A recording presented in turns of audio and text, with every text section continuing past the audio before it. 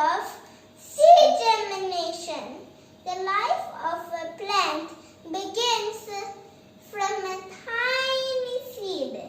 To grow into a new plant, a seed needs to be sown in the soil and watered.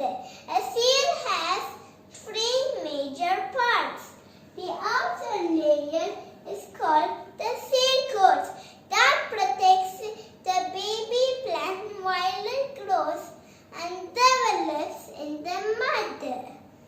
Inside the seed, there's a baby plant called embryo, and the rest of it is called cotyledons that contain food for the baby plant. The seed will consume more water rapidly from the soil, resulting in swelling and softening of the seed coat at a suitable temperature. This process is called imbibition. But water isn't enough to make the baby embryo grow. It also needs food.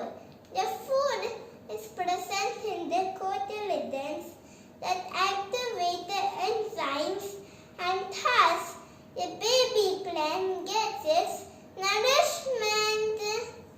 After some time, the seed coat fractures and we see a tiny root emerging out of it.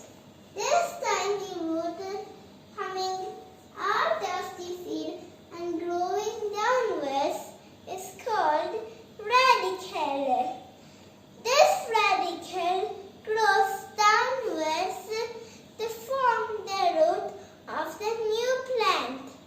Later, the radicle pushes it deep into the soil in search of more water and nutrients for the baby plant, and takes hold of the soil to help the baby plant from falling over. Eventually, the growing plant bursts open through the seed coat and grows upwards in search of sunlight.